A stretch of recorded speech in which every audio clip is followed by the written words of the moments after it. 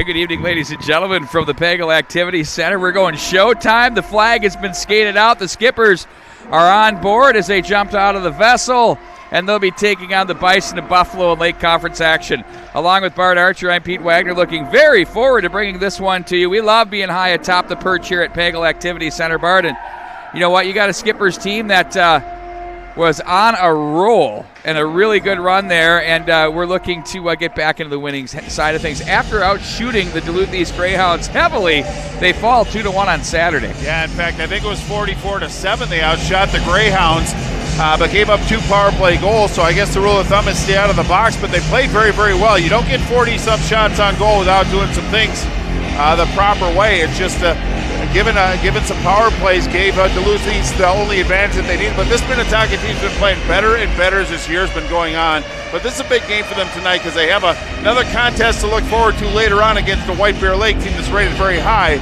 So I guess the definition of a trap game, this could be that type of game. But Buffalo's had some problems in their own zone, keeping the puck out of the net. They're scoring enough goals to win the game perhaps, but they're just allowing too many shots on goal and too many goals against. Started off really strong, too, to start this season, and then sort of hit a bit of a skid, and that happens over the Christmas break. Let's take a look at your starting lineups. First, we're going to meet the Buffalo Bison. There they are, all across the board there. That's kind of impressive.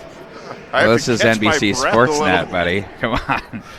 I don't even know how to respond to that. But, yes, that's your starting lineups. Can you read it? No, not a chance. Not even with a magnifying glass. Well, we'll leave them up, and we'll bring out the that's awesome. The skaters for you. Of course, in goal is going to be Jack Ryden. He's going to wear sweater number 33. On defense is going to be Joe Carruthers, along with Nola Mueller. At right wing, it's Jake Brockie. Brasini. My bad. And on left wing, it's going to be Jordan Zelenak. And then at center, it's going to be Tyler Brasini. Well, that's a line that's actually putting the puck in the net for him. In fact, it's Jake that has 9 goals, and Tyler, as far as the Brasinis, has 11. So that's 20 goals between them and just the 2. And then if you put Zelenak in there, he's got a couple. So this is a line that Minnetonka's going to have to deal with. Indeed it is. And on the other side of the frame for the Minnetonka Skippers, starting in goal tonight, it's going to be Anders Irene. On defense, it's going to be Dylan Zitzloff and Ben Conan. The right wing will be Griffin Streeter. Left wing is going to be Nick Henry. And at center, Hunter Newhouse. There's a good look at the mugs of the Minnetonka Skippers. Matt Harrington continues to bring the tools to a whole other level. That is a ear-to-ear smile right there. I like it. So the Bison will be wearing their black sweaters with purple trim and white trim as well as they make their foray into the Lake Conference. And, it's interesting because they have to skip through a bunch of Northwest Suburban Conference schools in order to get to the Lake Conference games. And, we don't mind about the bus rides here in the state of Minnesota, I guess. But, right. So they petitioned, I believe, they and St. Michael Albertville to be in the Northwest Suburban Conference. I believe that was the West Division or whatever. They have 2. Gotcha. And they end up saying thank you, but no thank you. And then what happens is the State High School League steps in and says, here's a 5-conference division. Here you go. Hop in there. Go get them. Go get them. Have fun. Good luck. So if the conferences can't figure it out, that's what the governing body's there to do, and you've got the best governing body in the state of Minnesota here for athletics and in the country for that matter. We'll pause now for your national anthem.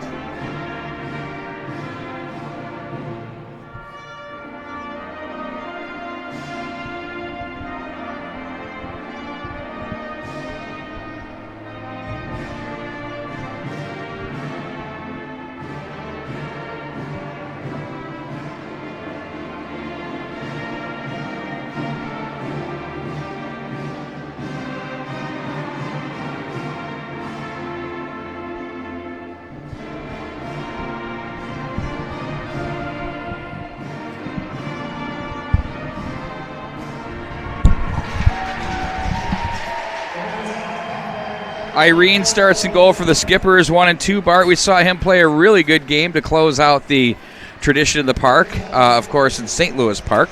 Yes. Played himself a terrific game. They're 1-2 on the season with a 2.95 and an 883 save percentage. And for Jack Ryden, he's 3-5 with a 4.14 goals against average and an 870 save percentage. Well, when you graduate Charlie Glock, your goaltending was a bit of a question coming in as far as who the go-to guy was. Obviously, Chance has got a bulk of the work, but Anders Irene can play a pretty mean goal, so he's going to get a chance tonight to show his skills. But they have a bit of wealth at the goaltending position this year. Before it was just a one-focused goaltender, but now they have a couple to work with, and they're both very good. He's going to give you angles, he's going to give you rebound control, and you take a look at some of the key components coming into this one. Of course, their records as they stand.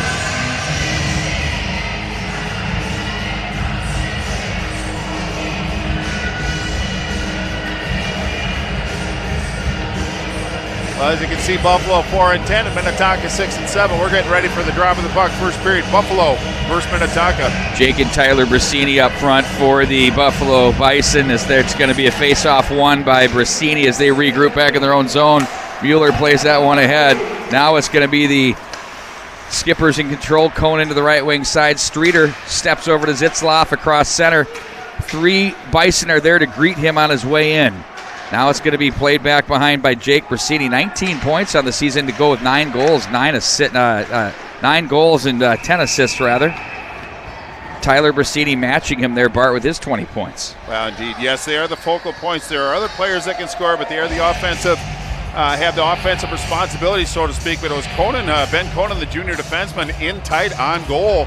A nice job by Ryden to keep that puck out of the net. No friction. The puck kind of dancing him a little bit, but he held on to it, face off to his left. As Coach Goldsworthy changes his defensive group. Kiffin and Miller join the fray on the back line for the Skippers. It's going to be Newhouse in to take the draw against Tyler Brasini. Bumped off the boards. It's chopped at there by Zelenak as it's the Skippers in control behind the net. Nick Henry is going to give for Miller, who again joins the fray and steps up down the line. There's a shot in on goal that's turned aside by Ryden. Now it's going to be bumped back off the end boards for Newhouse. Loves to come out of that corner. Newhouse plays that in front. That's off the stick of the goaltender. Carruthers was there as well for the Bison. Now it's going to be Jake Brasini, but he's going to be angled by Henry, who comes away with it. Nick Henry stick handles, a little dusting going on there. Back in behind the net.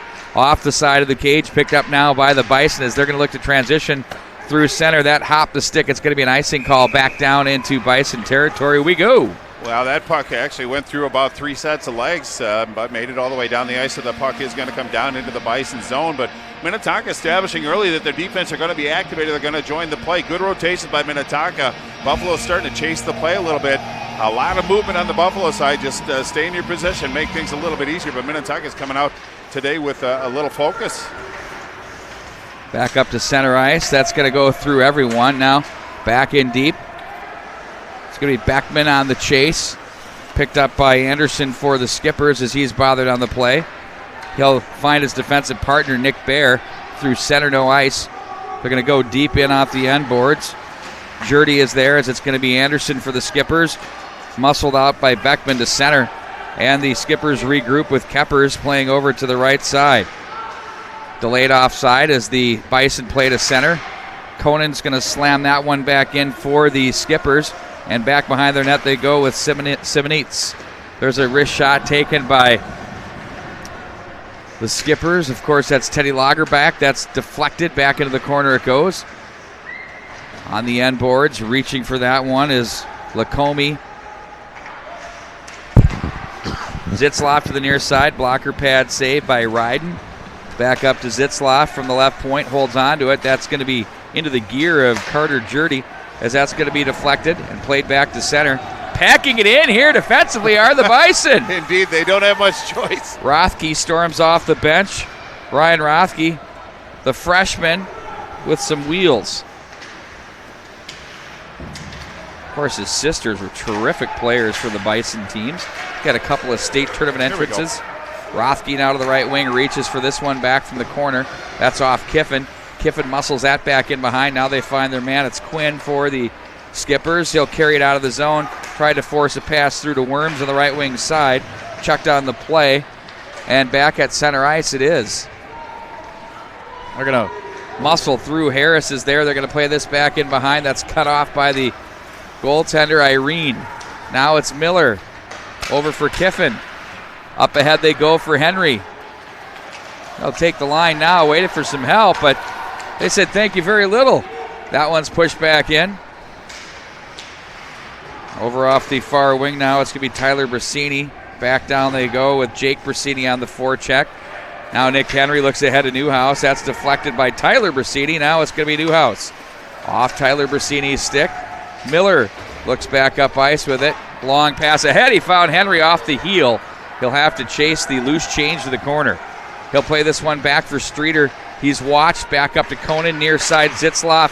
Wrister, that's deflected. Nice job by Jake Brasini to create some pressure on the D-man. Now Zitzloff again. He has to move it quick to Conan. Over to the near side for Henry. Wanted the high short side. Chez didn't get it. Now it's Conan. Snapper, that's deflected off the defense. That's Mueller. And now it's going to be played back over to the left wing side.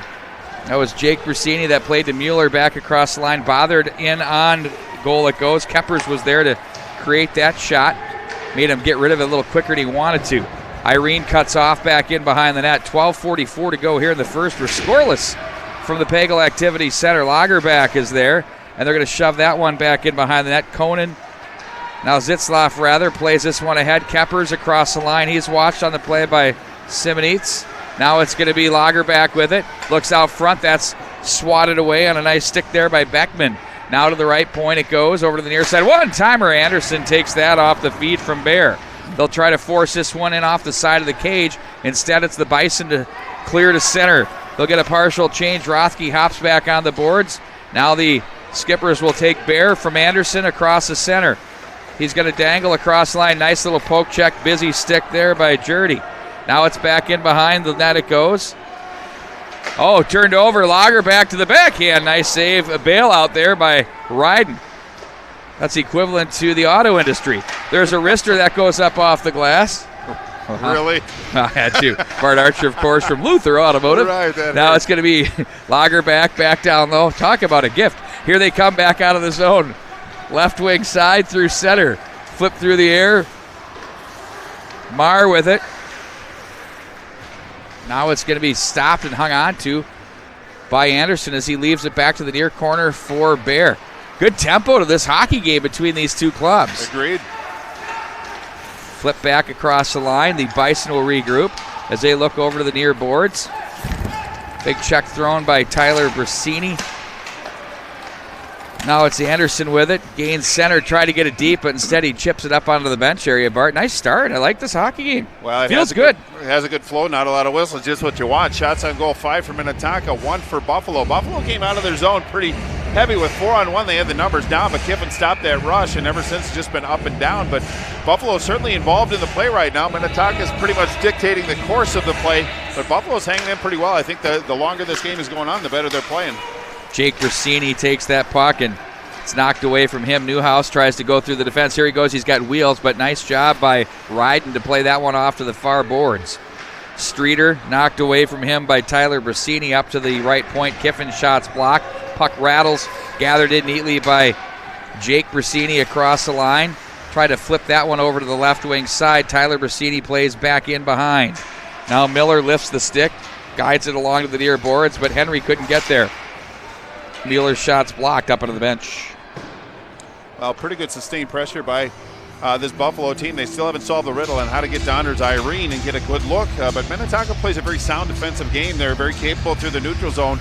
But Buffalo's actually getting some possession in the zone. They just have to figure out how to get in the scoring areas and push some pucks toward the net. Face off to the left of Irene, controlled by the Skippers behind the net. That's Conan.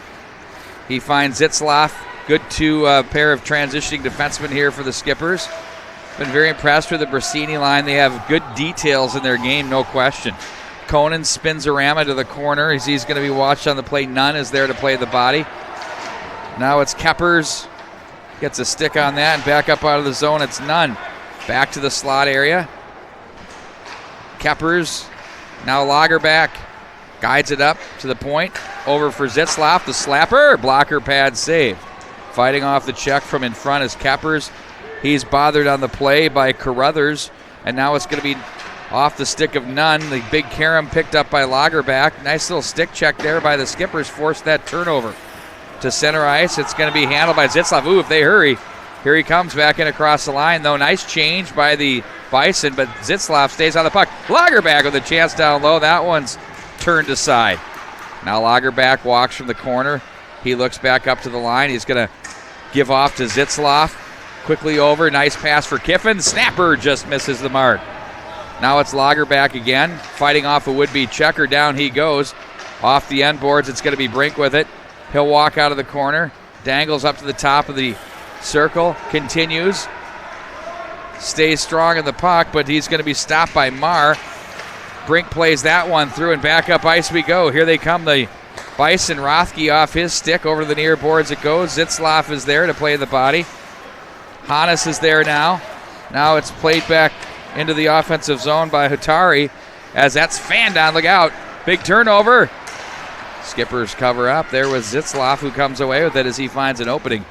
Wow, that was a squirrely shift. Heads up. We've got a stanchion here, and I nearly went, over tea kettle. Right, I'm going to go get you a helmet just for preventative measures, so to speak. Okay, never mind. Thanks, buddy. But boy, it was. Could you make it a CCM? It was it's old school. Be the Peter Klima Joe. Oh, the garbage can. Right. But Buffalo had a great opportunity. Puck just rolled off his stick. But good effort by Buffalo. They're playing better. Their positioning's better, and they're involved in the play. So it's good signs for Coach Aaron Johnson. Aaron Johnson, one of the finer, bright young minds in hockey.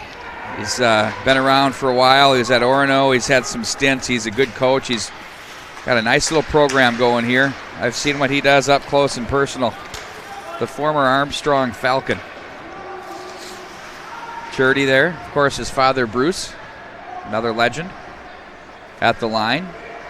I watched Bruce's teams come in and just take care of business against your Hornets back in the days. Thick and scabs, B-Wing. There's a pad save, big rebound near side. Wrister, that one's turned aside on the Bear bid. Bart, we're seeing the defenseman deep in the offensive zone getting engaged here for the Skippers, something we didn't see earlier in the year. No, and that I think it's been very effective so far. But even in the neutral zone or in their own zone, when they get the puck, they're moving the puck forward, and that's skating and not passing. So defensemen on all levels are activating and getting involved in the offensive play. Harder to defend by this Bison team when the defense are activated for Minnetonka because they can skate. Sound systems at all new levels here today. Nearly flew out of the old Soccerooskies here. I might need a helmet pretty soon. Holy shit. Well, I hit my head against this pole. And you're supposed to say which one. They're everywhere. Indeed. But Tom Streeter took care of us. He did with the stanchion. Absolutely. Did as usual. No, I'm talking about these poles that Todd Grover shoots through. You gotcha. But thank goodness we don't have Dream State with the big microphone. That was still kind of fun looking back. Oh, that was a meltdown of monumental proportions by yours truly. People still talking about it, too. I know. Brink with the face-off. Worms is there, gets that back over for Anderson to Bear. Bear through center, nice feed. Brink across the line, wearing the familiar family number 9. Back in behind the bench, or the net rather. As they'll play this one rink wide, that's knocked away from Bear. And now it's going to be handled by Mueller. Beckman across the line, high off the glass as the carom will come all the way up high. Marr was checked on the play. Brink comes away with it as he'll muscle that one in deep back in behind. Check that, Harris. Where was I going with that, Bart Archer? Man, you're freaking me out over here. Oh, my word. We're back. I think the cold is starting to take its toll. Uh-oh. A little too much. Right. NyQuil. Did I tell you I took that before the game? I don't know. We might have to give the mic over to Matty Harrington. We'll wake you up I was calling Harris. We'll wake you up when we're done. Oh, man. If we can. Yeah, I guess you're allowed to have a couple of gaffes every once in a while, right? Oh, yeah. I set the bar for you, Pete.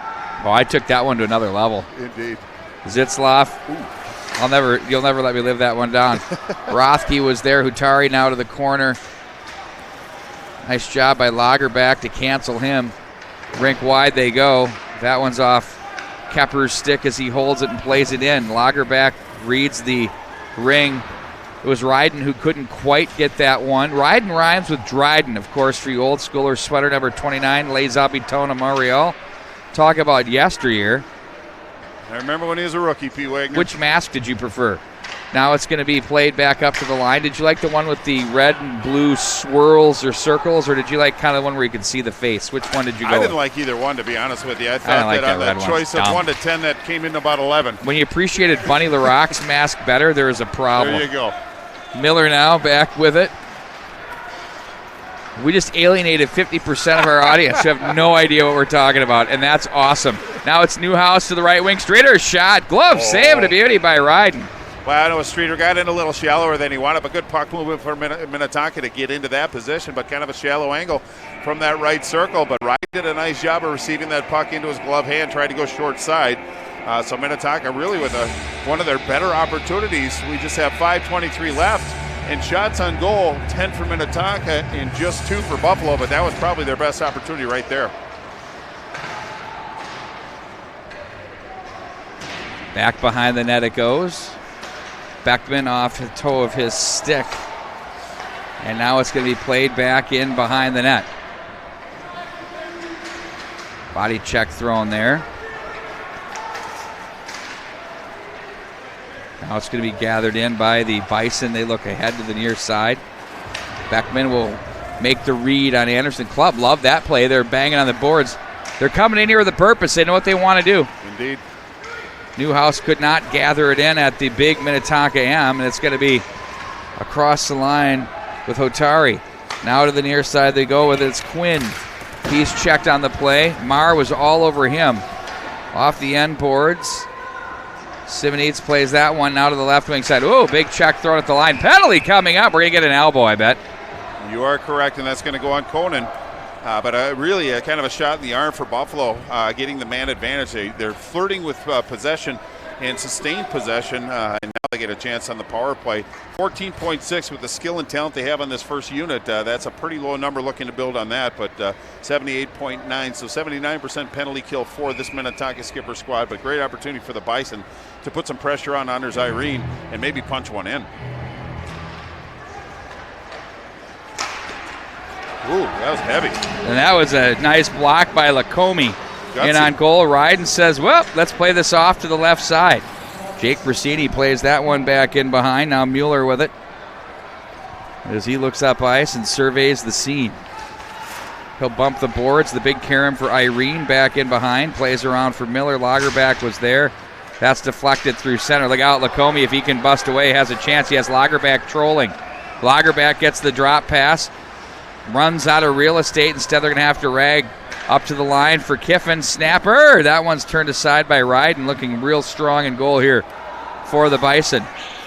3:42 to go in the first period. Back up ice they go. Tyler Brasini. And sent back down and on goal.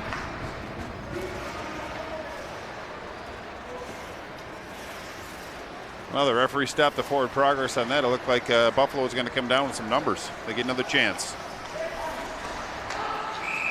Oh. And offside at the line. Well, that's going to kind of limit what you can do. 51 seconds left on the penalty to Conan for Minnetonka, but offsides when you have a man advantage against Minnetonka is really not what you want to do at that particular juncture, but I guess to make up for it, win the faceoff and get it back into the zone. But Minnetonka with 2 clears that ended up on goal, but those are the only 2 shots on this power play for Buffalo. Face-off pulled back by the Skippers. Music's on fire tonight. Oh, it's on point. I'm all about it. Aren't you? Oh, yeah. I brought it up. Oh. You must not have indeed heard me earlier. Oh, I'm just dovetailing off your comment. Oh, silky smooth. Newhouse sends that one a nice recovery. Yeah. Anders Irene makes saves, so do I. The second save's always the toughest. Back in behind the net now. Out of the zone they go. Long pass ahead. That deflects. That was Joe Carruthers on the feed, and Irene's going to go cover that one up, and take the face-off to his left inside the zone. Well, pretty good kill by Minnetonka so far. Just 10 seconds left in the penalty to Conan. So very important face-up for this Bison if they can maintain possession and steer some pucks toward Honors Irene, who hasn't been challenged much. Still looking for that first shot on goal on this power play, but it seems like it settled them down a little bit. They're coming up with some patience and waiting for things to develop instead of forcing the play, so there is some residual value. Good shot on goal. Good to see Lee Smith is on board of the Eden Prairie Eagles. He'll be ready with his club tomorrow against the Lumberjacks of Cloquet Esco Carleton. And then they're going to have to come back-to-back with the Hounds. We saw what they did here to the Minnetonka Skippers. Mike Randolph will have something up his sleeve. You know that. He implemented his running game and it ate up the clock. But wow, the 7 incredible. shots on goal, but they won on the scoreboard, and that's where it counts. But can you believe that? No, that was something. But it didn't look unusual. like a 43-10 game on shots. No, there was a little bit more balanced than that. But Minnetonka was certainly on their game with 44 shots, I believe, or 40-plus shots. So they, like I said in the intro, they did a lot of things right, just didn't come out on the right side of the ledger. But it didn't feel like there were a lot of grade A's. No, they did a very responsible job keeping things to the outside, giving the goaltender a chance to at least see the puck. Bison regroup. Jurdy plays this one back in off the end boards. We're at 5-on-5 as that's Miller behind the net. Now Lagerback waits for it. He'll carry it out of the zone. Nice feed ahead. That's off Kepper's stick. And back into the corner it goes with Jurdy as he's checked. In comes Lagerback. 2-on-2 battle. That was pretty much a stalemate. Jake Brasini. Look to his left to Tyler Brasini. Decided to hang on. Lets his shot go. Stays on it. Miller ate that one right off the ankle. In the soft spot. Yep. Now it's going to be played to the corner. Zitzloff comes away with the gather, shoots, deflected. Lagerback shoots. He couldn't quite pull that one through. He had the open net.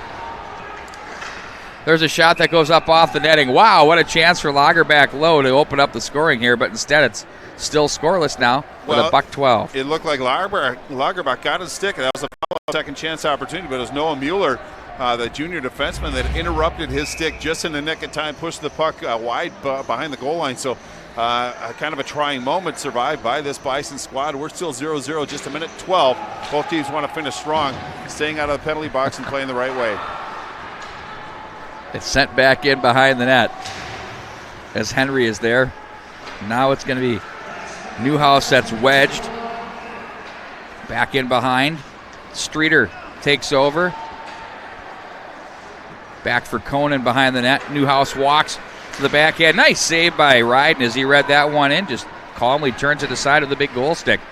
That gets underneath the twig. It's going to roll in on Irene, and he's just going to cover that up as they had heat coming in on it big time. Well, Pete, and I'm not breaking any new news or anything, but when the forwards for Minnetonka in the offensive zone skate back toward the defense activated, and then they pull a switch, and the transition takes Buffalo a second to kind of catch up with it, so they're trying to create some space, and so far they've done a pretty good job, but I don't think it's got the value that they were intending, but Buffalo's doing a pretty good job of adjusting and playing pretty well, but just under 39 seconds to go in this first period.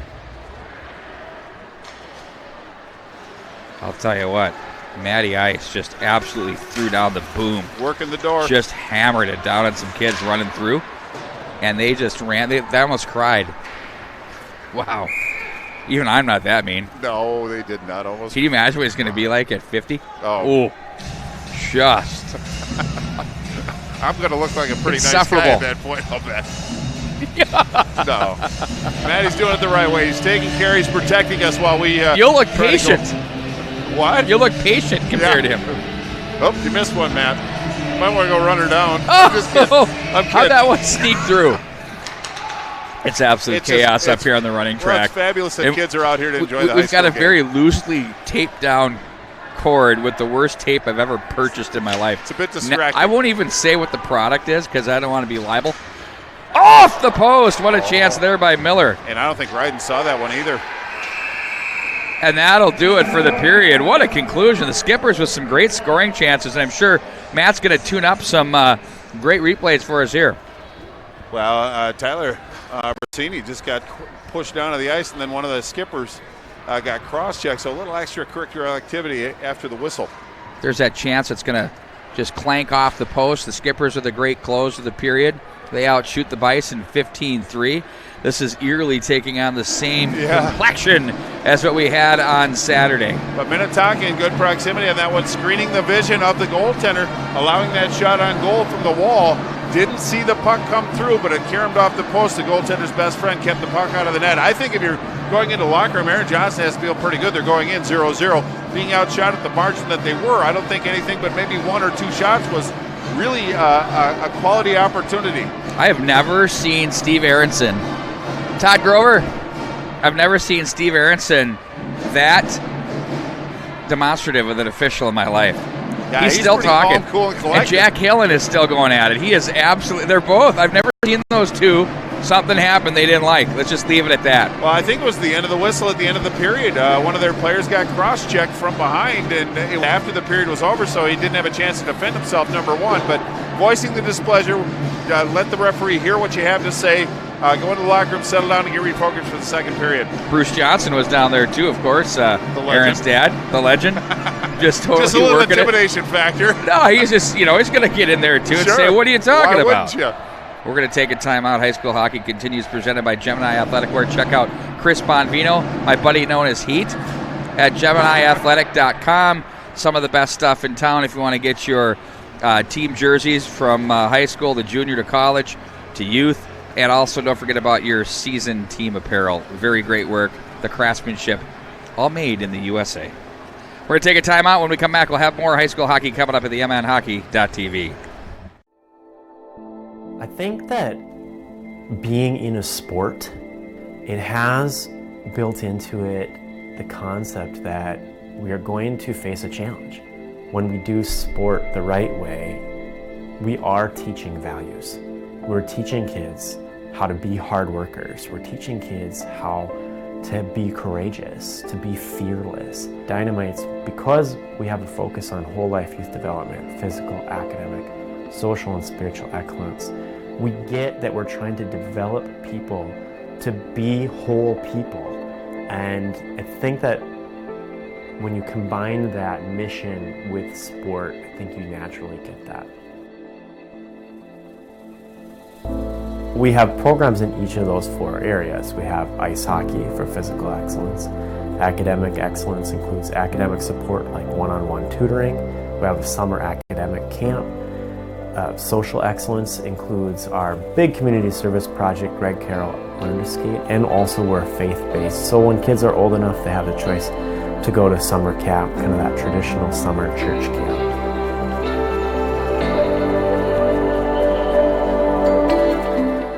Every kid in the program has multiple mentors.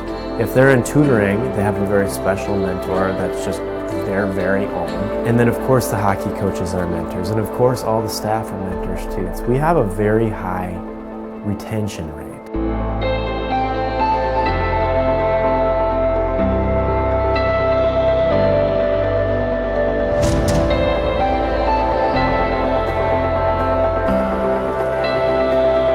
Dynamite's high school graduation rate over 20 years is 85%. And over the last 5 years, 96% have graduated, which is really significant because right now Minneapolis Public Schools is reporting that their graduation rate is 53%. So that, I think, is another measure that shows that Dynamite is working.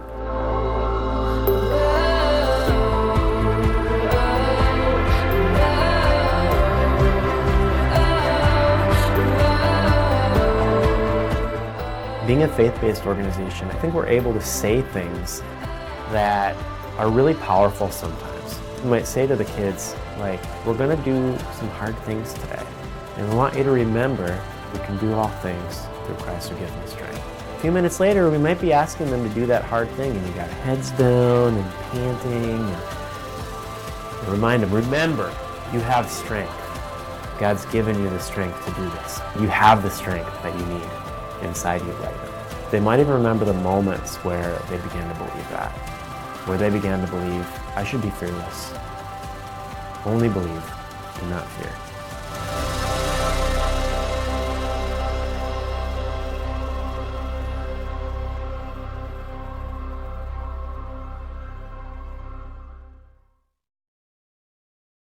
Hockey continues on the MNHockey.tv, and we're proud to bring in the man, Chad Schumacher from Tradition Wealth Management.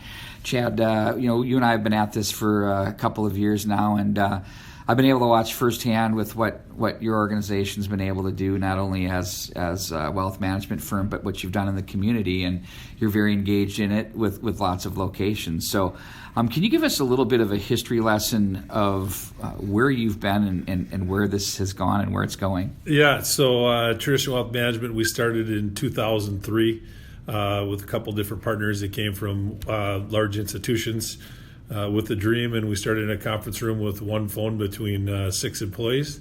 And now in February and Valentine's Day, we'll be 17 years old. I'd like to have seen what that wrestling match for that one phone looked like between those employees. That must have been something else. It was good. So you have locations really spread throughout the Twin Cities. Can you share those locations and strategically how you landed there? Yep. We've been in Edina since existence, and so this is where our largest operation is. And now we've recently opened up offices in Woodbury, North Oaks, downtown St. Paul by the Tria Center, and out in Wayzata. And then in terms of employees, what kind of coverage do you have from that respect? I think we're up to 17 employees right now.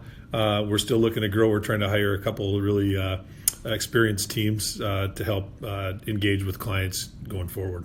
You guys have been very engaged in the community throughout with lots of initiatives, which has also created some great networking opportunities for those involved. And you've had a lot of things from which to be proud of. Can you touch on some of those things that you as an organization have done? Well, obviously it starts, we just take care of people. We deliver everything from high net worth strategies all the way to starting people from our 401ks that we work with, just with basic estate planning stuff. So we're really proud with that. We do lead with a comprehensive planning. We try not to turn over all the rocks. We realize every person's has a different set of circumstances, net worths, health issues, you name it. But we try to create a private family office for people who don't have private family offices and help them with all the investment advice that we can give them. Well, it basically answered my next question of why are you unique, and I'm sure that's pretty much the key thing, right? Yeah. I'd say, most people hire us. When we're managing assets for people, we're normally managing all the assets that are be able to be managed, and just take their unique set of circumstances and build it to the plan that makes sense for each client we deal with. We have tons of people out there that watch these games for real, and they all have needs, and I'm sure they're going to want to be able to get a hold of you and your team somehow. I would highly recommend that. What's the best way to reach out to get a hold of you and your team here? I'd say just call my number. I'd be glad to talk to you and get you in touch with the right person from the right office. My direct line is 952-563-6504.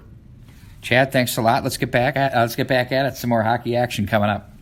Thanks. Appreciate it. Too heavy? Try it. I got it. Lift it up. 1, 2, 3. Good.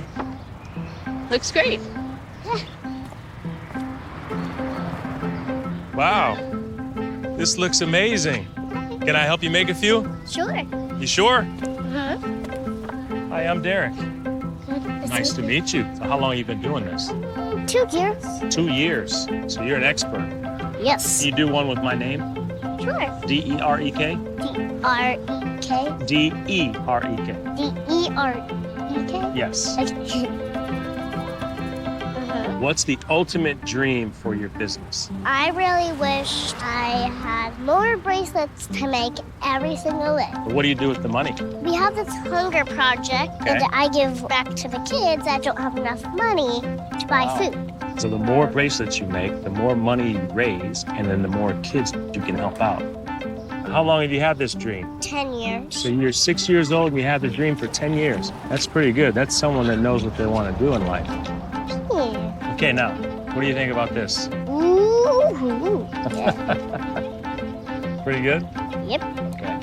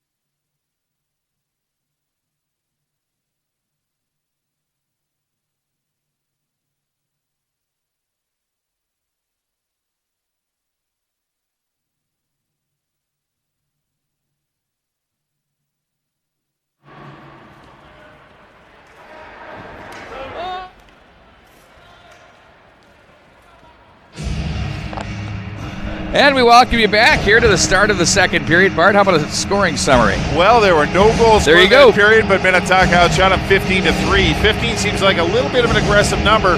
3 seems about right, but obviously the Bison want to have that number raised. But second period line changes.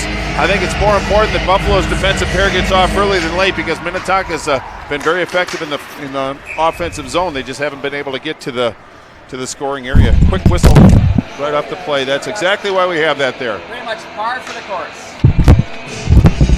What the fuck do you think that's there for? Well, we have to regroup and refocus. What the hell was that? Yeah, amateur. Holy shit. And then he writes it off like, Unbelievable. all right, let's just regroup. It was a grown man Right. who literally had to walk through here and pulled my headset off my own head with his foot as he nearly falls on his face. Long day for that to happen to At the Wagon Train 27. And I'm the color man. You should have let me describe it, Pete. And he said sorry, and I'm like, don't even say sorry. Don't Move. Well, he didn't obviously do it on purpose, but Well, nonetheless, you shouldn't the be walking consequence. through a stanchion I'm that's not there. sticking up for What are him, you, I'm just child? saying. Puck sent back in behind the net. Now it's Henry with it. Oh, I gotta be right here. I gotta be here. There's a shot in on goal. Ryden makes the save. I hope there's not a whistle for a little bit. Carruthers. I even fired an expletive. Oh. Didn't care. It's the web. I don't Brasini think it's inside out move. One timer in on goal, and Irene makes the save. Well, that was a great shot by Tyler Brasini. He walked into that one, but it was Anders Irene that came out and challenged him, really cut off the angle, drove it right through tried to get it through the body of Irene, but he held on to that, allowing both teams to change. But it's just Buffalo that's going to get new personnel out there. But that was a great opportunity for the Bison, something to build on.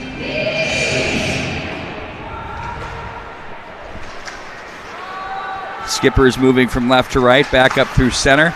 That's off Nunn's stick, back into center ice area. It's bumped off the boards. Jurdy with it. Simonitz with it. Got that one down off the glass. Back over to the right wing side. Beckman is there. Now it's going to be Lagerback. Turns it up ice. Little juke there as he's going to be stick checked on the play by Jurdy. As now it's going to be played back over to the neutral zone as it's Miller. Miller plays that one rink wide for Kiffin. Back over for Miller. Now it's going to be Lagerback. Lagerback looks over to the right wing side. That's deflected away from Hannes, who tucks that back in behind for Lacombe. In front. Oh, he scores! The pad save was originally made by Ryden. Lagerback stays with it and goes into the back of the net for the 1-0 Skipper lead. Well, that's a big goal for Minnetonka. For Lagerback, that's number 10, but they finally got rewarded for a lot of hard work. Kind of unfortunate for the goaltender Ryden because that one kind of snuck through him, but it's Lagerback really the kind of the go-to offensive force. Really good work down low by Minnetonka. I think it was Worms that kept the puck alive, got it along the end boards, and then back out to Lagerback, and he put it in. 1-0 Minnetonka. Now it's up to the Bison to give a little bit of a pushback, let them know they're still here to play. Spirited start to this period. Yeah, in fact, and they were playing so well, but Minnetonka beat the goaltender for the first time tonight. Miller back in behind again. Nice to see he's okay. He's skating at full speed. Back to center ice. Carruthers. Putari is there. Now it's going to be Kiffin. Gathers that one in. Off the end boards.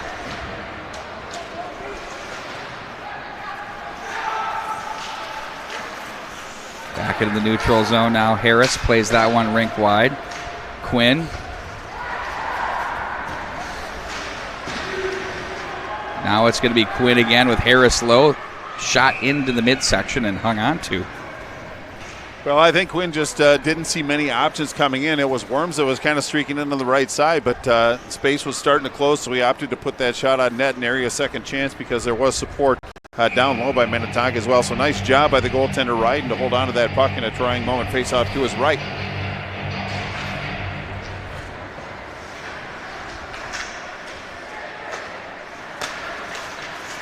There's a shot that's blocked.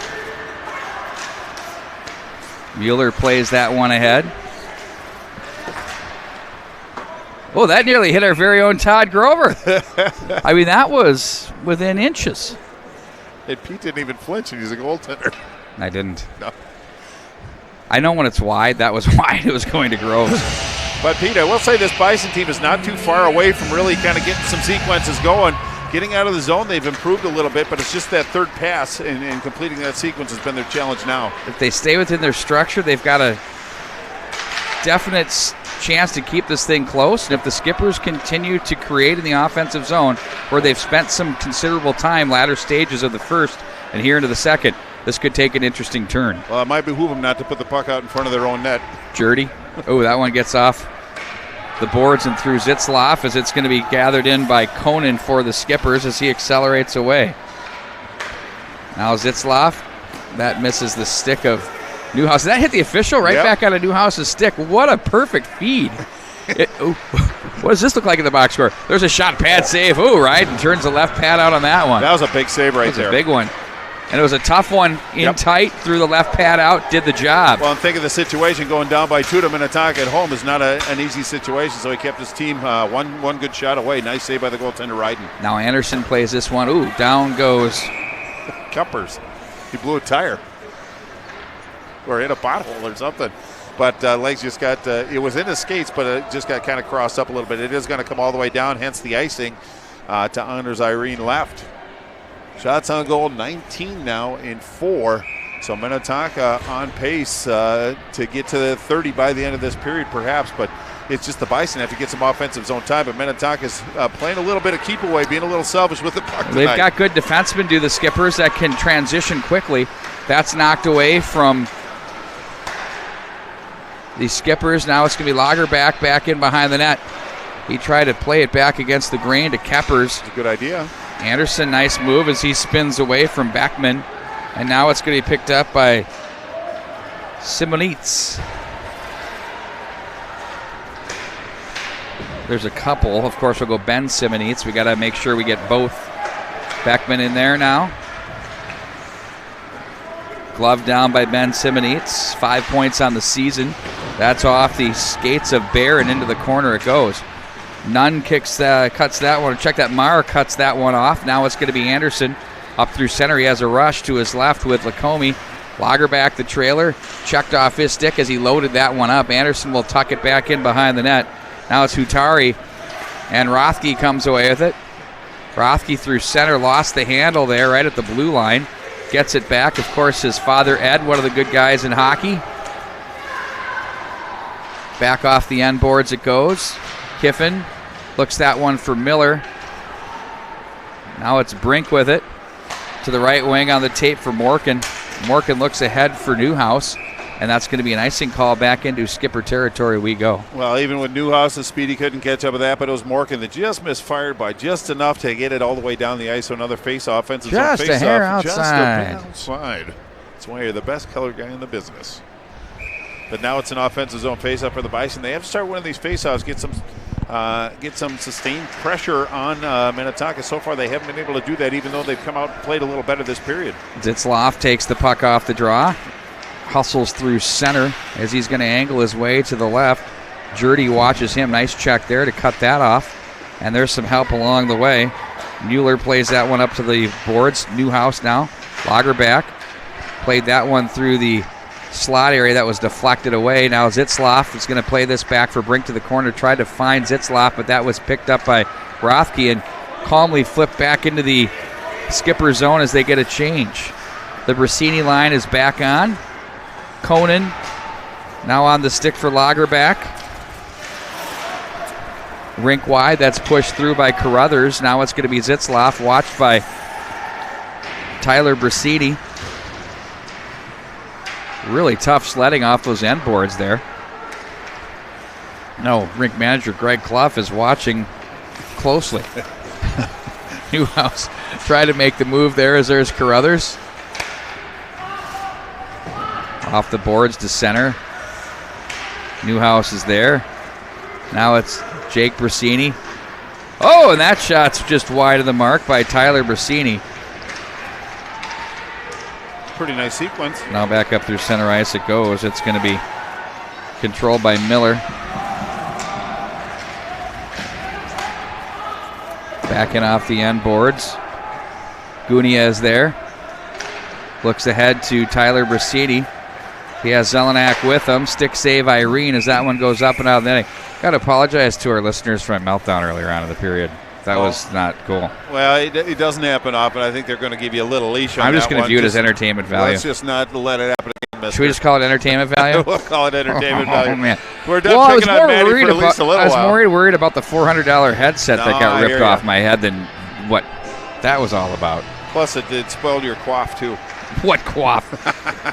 All three of the hairs? Yeah, the hat hair. Oh, big check off the boards there. That was none. That went in heavy there off the check by Harris. Across the line, it's Worms in front. Going hard to the net was Bear. Again, defenseman stepping up in the play for the Skippers, creating extra personnel to deal with. Jurdy with it. Knocked away from him. Anderson was there. Back in behind now. It's going to be... That was Tweeten that was on that one. To the neutral zone it goes. Ben Simonitz. I'll leave that one to you. Fast. I can't even say it one, probably. Back across center line, it's going to be Harris. Stick is on the ice. That was off Beckman. Jurdy watches Nick Henry. Now it's going to be played back up to the right wing side off the boards. Beckman was there. Jurdy off his stick and back into the corner. He'll play that around all the way to the left wing side. Zitzlaf plays that back in behind. Now it's going to be handled out of the corner.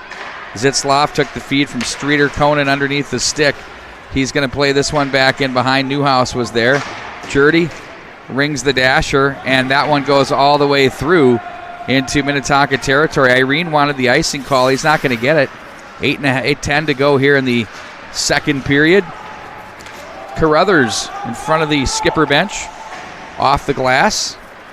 Conan gloves down. It makes the move at the line, but he's going to be pickpocketed there on a nice stick by Marr. Sent back in behind the net. Carruthers is there. Hutari guides to center, where it's Miller to take over for the Skippers. He goes up out of play off the backhand. He just shoveled and got underneath that a little bit too much. Went full pitchfork on that. Yeah, indeed he did. But I've seen a lot of things on this Buffalo squad that I really like. They seem to be fundamentally sound. I think the only thing they're guilty of is almost effort, because sometimes you try to do a little bit more than you're really supposed to do, and it kind of compromises the whole thing. But if they can kind of iron that out, they've done a lot of really good things this period. Very subtle plays, too. Back and across the line. They look down to the slot area. Scores! Oh, right as the net came off its post. Bart Wright, the foreshadowing couldn't have been better by you. Well, you can just feel it starting to amp up, and that's got to give him a little energy. But it's Jake Brasini, the senior forward, that scored that one. That's double digits now, 10th goal of the year for him. But that's a goal scorer shot right there. Good quick release, beat the goaltender pretty clean. But again, a nice sequence by Buffalo that's going to give them a little energy. And what good teams have to do is they have to give a little bit of a pushback, and I think Minnetonka is poised for that. So Buffalo is going to have to sustain these good feels and stop the forward rush by Minnetonka as an answer.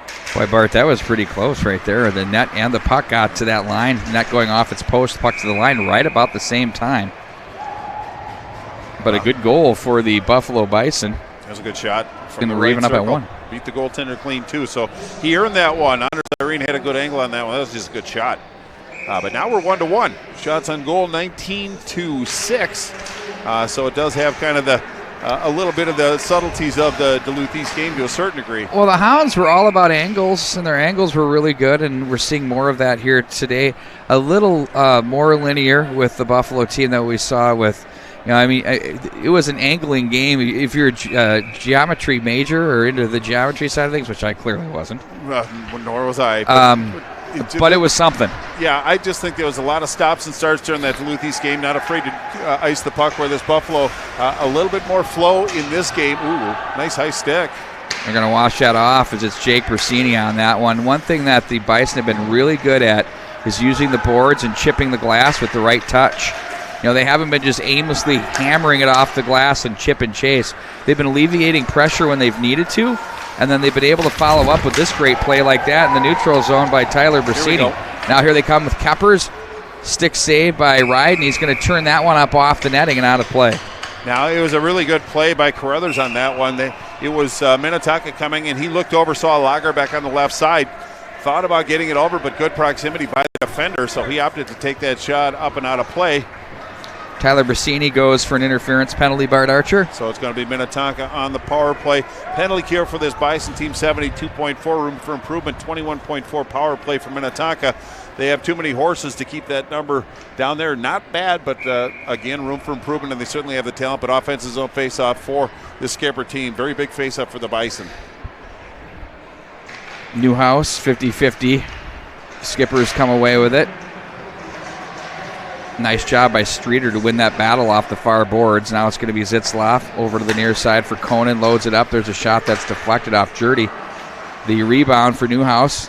Turned aside by Ryden. Now down low. Oh, quick job. In is Conan with a shot from the bottom of the right circle. One time they score! Oh, boy. Streeter with a nice feed. He took it over from Newhouse and made no doubt about it. Barry's on the power play. Skippers lead 2-1. Well, it was really a nice pass by Hunter Newhouse. He's along the right wall. And that pass had to make it through a couple sticks of this Bison team. Just put it right on the stick of Streeter. That's his second goal. 9 assists, so 11 points. But that was just a nice sequence. Didn't check up, didn't dust it off, just put it back on goal, and he got rewarded for it. 2-1 Minnetonka now. That goes on the power play, back to 5-on-5. But that's a boost for this Minnetonka team. Not only do they get the goal, but they get the goal on the power play too, so that doesn't hurt in that respect. They erased the goal by the Bison.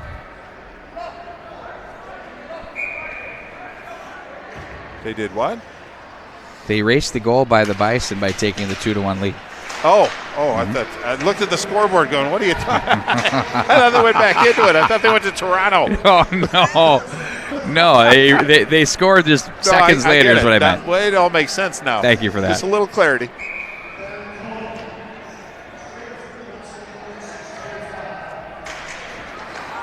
Nice face-off win by Harris as he plays that to the stick of Zitzlaff. Then Conan will fire it in. Forecheck ensues.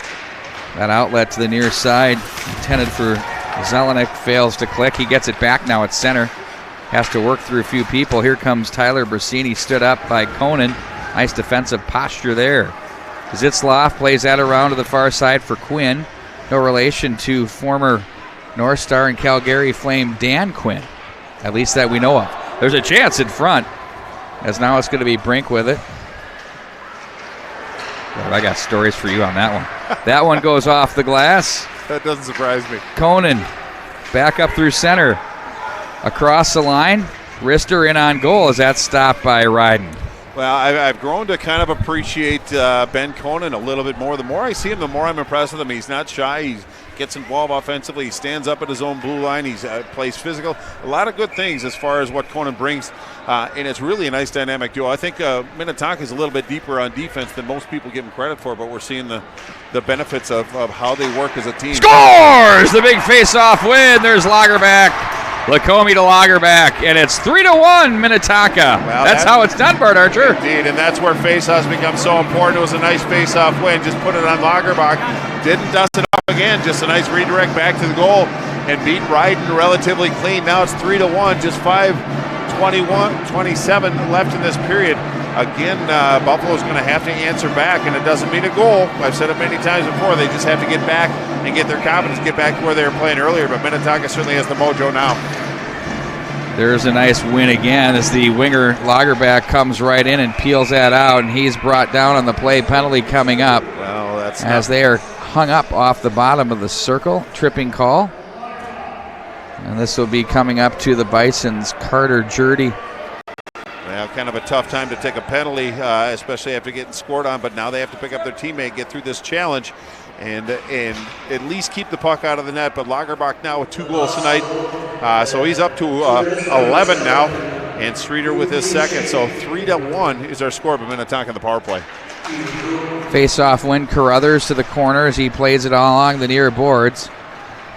Hutari was there, or check that. That was Tyler Brasini. Now it's going to be Kiffin with it as he backpedals into his own zone. Of course, we know Kiffin has lineage to Monty Kiffin and Lane. Did you know that, Bart Archer? Yeah, we talked about that, I think, at the tradition in the But not on the air. Did we do it on the air? I think we did. Oh, well. I don't trust my memory. Well, don't trust mine either. We're both in trouble. God. Here's a chance in front. Miller Try to get that through. Fanned on by Mueller. Shot and a save by Ryden. Takes that one away from the oncoming stick of Keppers. Remains 3-1 here with 4:41 to go and $1.22 on the power play. Well, if your coach goes where the good part is it was Keppers that was down one-on-one with the goaltender. The goaltender really took away that. But it's just contesting every step of the way, and that's where Keppers kind of gave a last-ditch effort against Ryden, but he did a nice job keeping that puck out of the net. We have 1:22 left in the penalty to Jurdy of Buffalo. Zitzloff plays it over for Conan. Back for Zitzloff. Guides it back up for Conan as he'll guide it to the left wing side. Picked up and carried by Newhouse. Down low, a nice stick save as it's played back up into the center ice area. Well, it was Newhouse that tried to find Streeter on that side. He had to kind of dangle a little bit to get the puck to him, but I like what they're thinking. Back off the boards from the stick of Streeter to Zitzloff. No shot there. Underneath the stick of Conan, he'll have to regroup and get to Newhouse, who starts it up as Simonitz was there to bother him.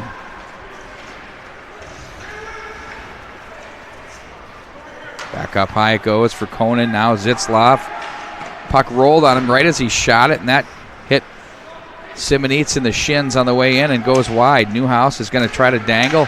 He'll carry this one to the high slot. Oh, there's a feed down to the right side for Conan. That from Harris fails to click. Streeter guides it along for Zitzloff. Zitzloff, power play continues for 15 more seconds. And that's going to be swatted down the ice by Carruthers, wide of Irene, as it's going to be Zitzloff to take over. All 4 goals here scored in this stanza. Off the stick of Streeter, he'll have to chase his puck to the corner as it's going to be Harris who stood up on the play. Now Streeter comes with a nice job to get away from that would-be chucker. That was Jake Brasini. Now it's Tyler Brasini off the boards to center.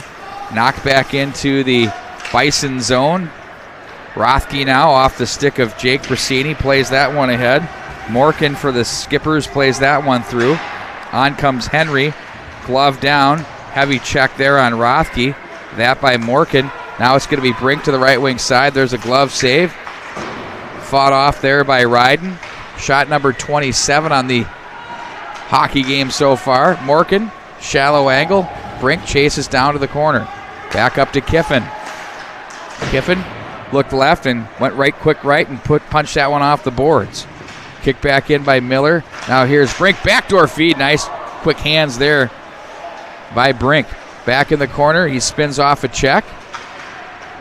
Another body check thrown. Mueller was there. Oh, there's undoubtedly a penalty coming up in the offensive zone. I'm sure it's going to be Brink for some sort of hook or hold. Yep. Holding it is. And the other referee had some eyes on Morkin. They were kind of tangled up, but nothing resulted in that. But it is going to be another power play. Boy, Pete, killing that penalty and having a very long shift for Buffalo. That icing actually allowed them to make a wholesale change. So they're dealing with some stress right now as far as getting fresh bodies out on the ice. They made a successful line change, but taking well, I don't see any. Oh, Minnetonka took the penalty. Okay, so it's going to be a power play for Buffalo. Really right at the right time. Just 2:17 left in the second period. Buffalo on the power play. Off the side of the net. I got confused for a second, Pete. I'm back now. A second? Maybe a minute. Okay. Thank you for pointing that out. Of course. What are friends for? Right, but this is a really solid way to finish. I'm just going to keep talking so you can't jump in. But really a nice... a monologue, as we like to call it in the business. A filibuster is what I get accused of, but great opportunity for Buffalo.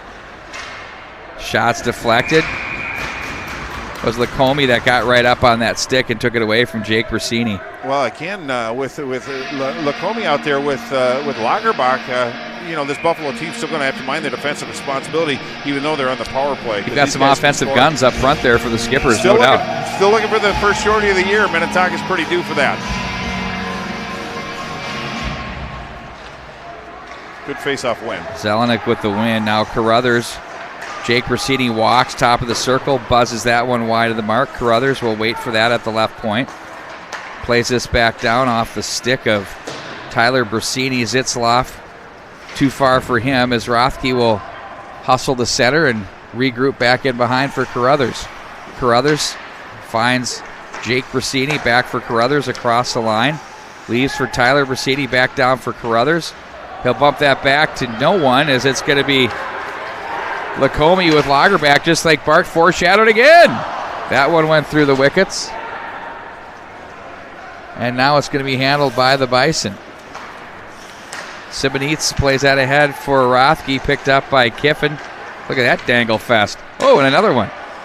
Now to the corner it goes. Jammed as Kiffin turned over to Rothke as he'll look back up ice. Wanted to feed that, lost the mitts a little bit there. Now it's Jake Brasini across the line and down low. He fed that one to the slot area. Tyler Brasini's shot's blocked.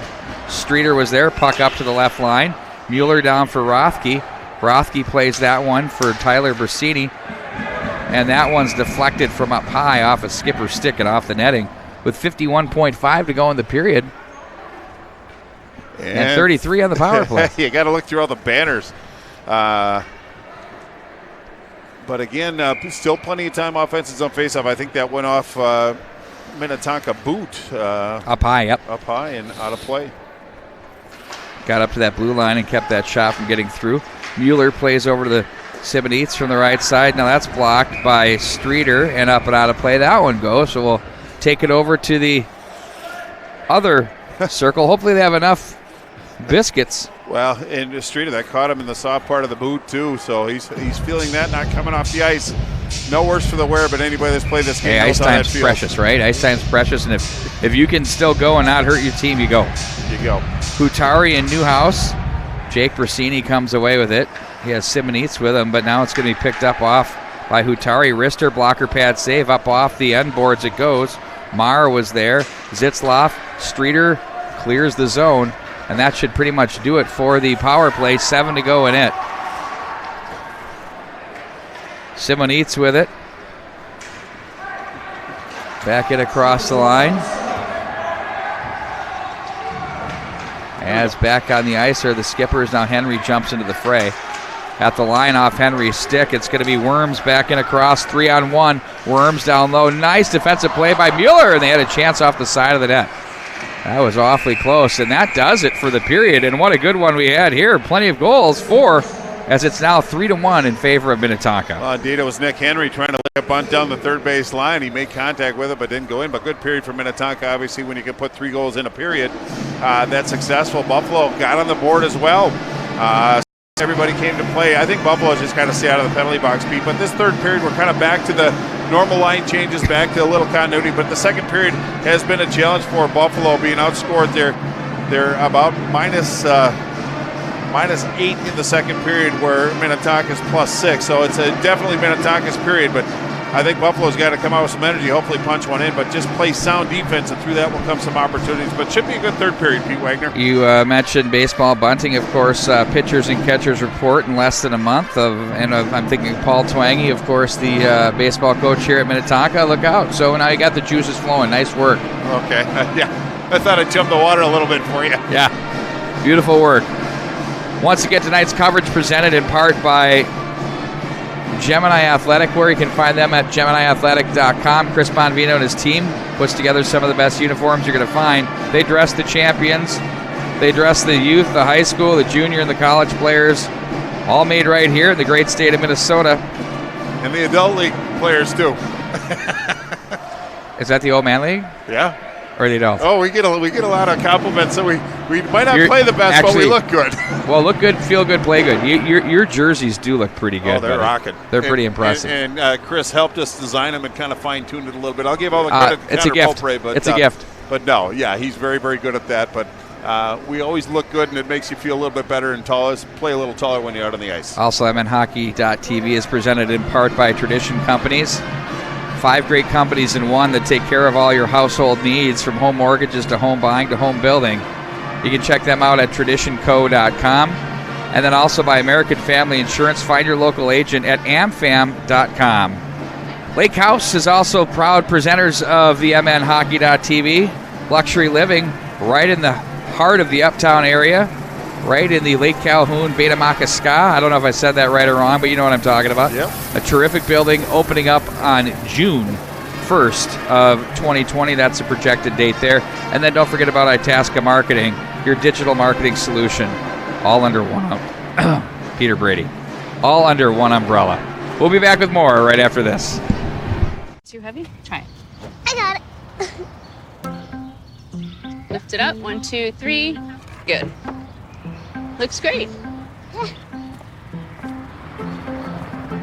Wow. This looks amazing. Can I help you make a few? Sure. You sure? Uh-huh.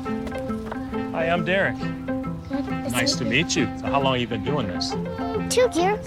2 years. So you're an expert. Yes. Can you do one with my name? Sure. D-E-R-E-K? D-R-E-K. D-E-R-E-K. D-E-R-E-K? Yes. Okay. What's the ultimate dream for your business? I really wish I had more bracelets to make every single day. What do you do with the money? We have this hunger project that I give back to the kids that don't have enough money to buy food. So the more bracelets you make, the more money you raise, and then the more kids you can help out.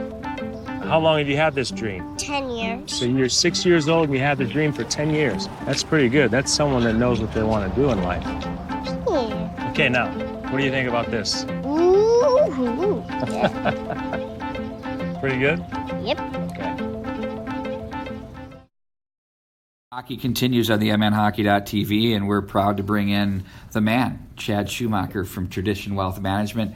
Chad, you and I have been at this for a couple of years now, and I've been able to watch firsthand with what your organization's been able to do, not only as a wealth management firm, but what you've done in the community, and you're very engaged in it with lots of locations. So can you give us a little bit of a history lesson of where you've been and where this has gone and where it's going? Yeah, so Tradition Wealth Management, we started in 2003 with a couple different partners that came from large institutions with the dream, and we started in a conference room with one phone between 6 employees, and now in February and Valentine's Day we'll be 17 years old. I'd like to have seen what that wrestling match for that one phone looked like between those employees. That must have been something else. It was good. So you have locations really spread throughout the Twin Cities. Can you share those locations and strategically how you landed there? Yep. We've been in Edina since existence, and so this is where our largest operation is. And now we've recently opened up offices in Woodbury, North Oaks, downtown St. Paul by the Tria Center, and out in Wayzata. And then in terms of employees, what kind of coverage do you have from that respect? I think we're up to 17 employees right now. We're still looking to grow. We're trying to hire a couple of really experienced teams to help engage with clients going forward. You guys have been very engaged in the community throughout with lots of initiatives, which has also created some great networking opportunities for those involved. And you've had a lot of things from which to be proud of.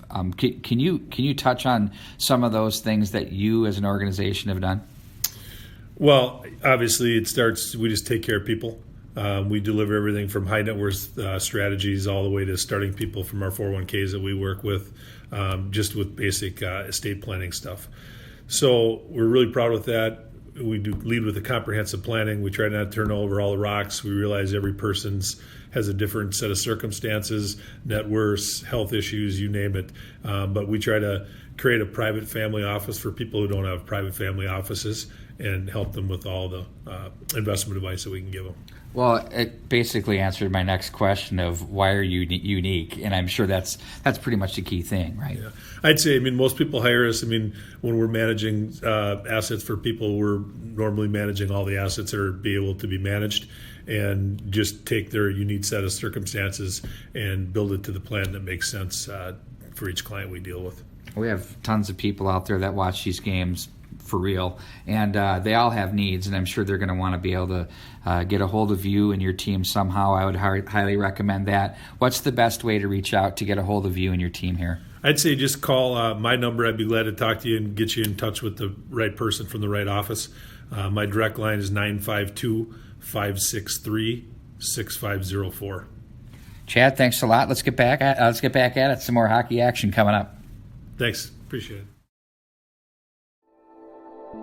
I think that being in a sport, it has built into it the concept that we are going to face a challenge. When we do sport the right way, we are teaching values. We're teaching kids how to be hard workers. We're teaching kids how to be courageous, to be fearless. Dynamite's, because we have a focus on whole life youth development, physical, academic, social and spiritual excellence, we get that we're trying to develop people to be whole people. And I think that when you combine that mission with sport, I think you naturally get that. We have programs in each of those 4 areas. We have ice hockey for physical excellence. Academic excellence includes academic support like one-on-one tutoring. We have a summer academic camp. Social excellence includes our big community service project, Greg Carroll Learn to Skate, and also we're faith-based. So when kids are old enough, they have the choice to go to summer camp, kind of that traditional summer church camp.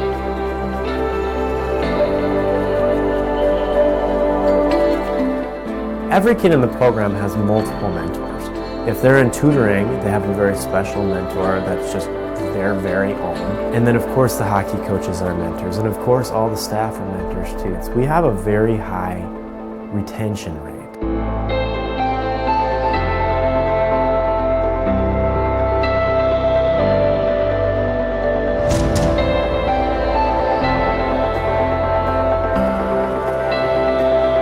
Dynamite's high school graduation rate over 20 years is 85%. And over the last 5 years, 96% have graduated, which is really significant because right now Minneapolis Public Schools is reporting that their graduation rate is 53%. So that, I think, is another measure that shows that Dynamite is working.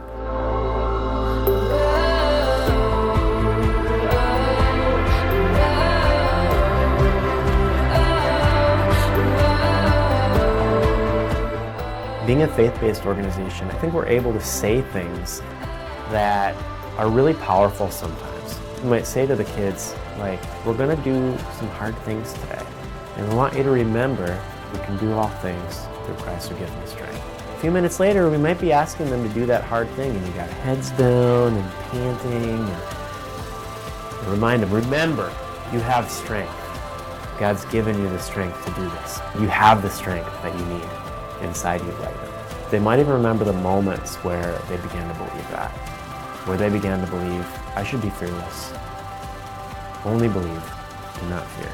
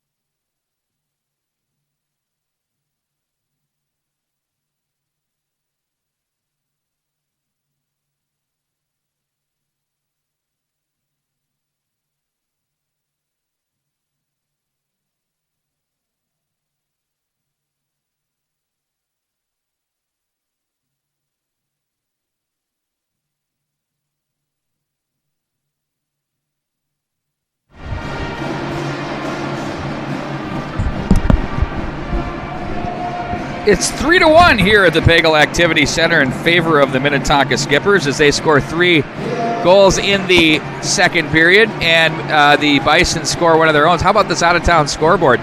St. Michael Albertville Knights, welcome to the Lake Conference, giving all sorts of heat, tying the Edina Hornets on Tuesday. Now it's a 3-2 game at the end of 2 against Wayzata. Cretin-Durham Hall having their hands full with the Forest Lake edition end of 2 periods there as the Raiders continue to carve their way through the Suburban East Conference schedule. Grand Rapids up on Duluth East 2-0 in Section 7 AA game. The Red Knights of Benilde St. Margaret's at Aldrich Arena on top of Hill Murray and the Pioneers 1-0. How about this one? Totino Grace 2-1 at the end of the second period over the Huskies of Andover. What is going on over there? Stillwater 3-1 over White Bear Lake. I love that Pony edition. It's War Road 4 and Roseau 1 in the big game, the midway through the third period. And we all love that one up north on the border there. And then Lakeville North and Rosemont going to overtime. Mid-third, sorry. Oh, sorry. Ooh, Matty Ice. Midway through the third period. Nice work, buddy. Well, let me sneak in and give an update for this game. In the second period, it was Lagerbach that opened the scoring at the 2:02 mark from Lacombe and Worms. Then it was Buffalo that answered. It was Jake Rossini that scored his 10th from Mueller at 9:23. Then on the power play, it was Streeter with his second from Newhouse and Conan at 10:35. And then Lagerbach from Lacombe. Lagerbach his second goal, 11th of the season. That's where we stand right now. Shots on goal 5 in that period for a 2-period total of 8 for Buffalo and 13 for a 2-period total of 28 for Minnetonka. Just a jack of all trades here, right, Bart Archer? Adjusting tripods. No, just making it happen. Mm-hmm. Don't get that Production rotator assistant. cuff too strained over there. Trust me. It's a muscle. The labrum is good from the self back padding. It's had plenty of work. Oh. Well, they say, who can toot your horn better? Well, I said it with a smile. Zitzloff. Ooh, that took 2 different deflections in on Ryden, who stayed firm on that puck. Zitzloff, a wrister through traffic. The great thing about high school hockey this year, no matter who you are, no matter where you are, you're not comfortable. Yeah. I mean, the section playoffs are going to be wild. It's going to be unbelievable this year. By the way, you ready to do a podcast this weekend, buddy? Are you in? Are you in? Sure. Okay. When do you want to do it? I don't know. Well, let's look at the schedule. We'll do an after-game production meeting. How's that? I'm pretty available. But Play to the corner. Tweeting is there. As now it's Jurdy to play this one around. Simonitz was there. Stays on it. Plays that one through center. Beckman forecheck says that's going to trickle back in across the line for an icing call. 29-8 are your shots so far. Really tough save to make by Ryden. That puck deflected 2 or 3 times. You got to keep your sight lines on it. Stayed with it and made a great save. Well, it was Henry in a battle with Carruthers out front, and Henry holding his ground, really interrupting the sidelines to Ryden. But you're right, he tracked that puck quite well through legs and sticks. Back through center ice it goes. Anderson better hurry as Marr is on him. Anderson tries to guide this back behind for his partner Bear, who gives it right back to Anderson to get away from Marr. Down in a heap in front goes Hutari. Now it's going to be Bear with it. Nice strong pass up to Keppers. Now Lagerbach, little dangle off the defenser. Oh, he goes through the legs. Almost looked like it was practice. Now it's Lagerbach turns. That one's deflected wide of the mark. Now it's going to be Keppers with it. Anderson. Now it's Lagerbach again. Stick slashed right out of the mitts there as he's going to try and work that one to center ice. Rothke there. Lagerbach was holding on to the stick as he was trying to play that one through, and they said he's holding on to his stick. I said, I'm thinking I'd be quiet after that one was slashed out. Right. You might want to just take it and go. Yep, play on. Gunia with it, looks ahead for Zelenak. Now Gunia gets it back for Jurdy.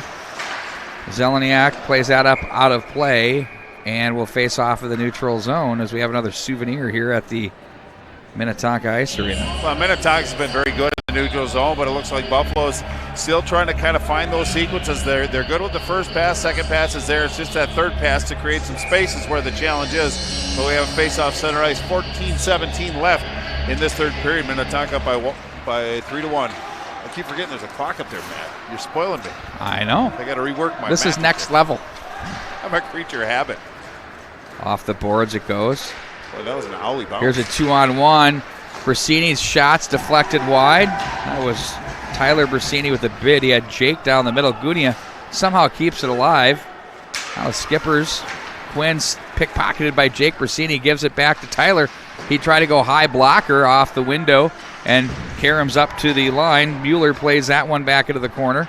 Now it's Miller with it for the Skippers.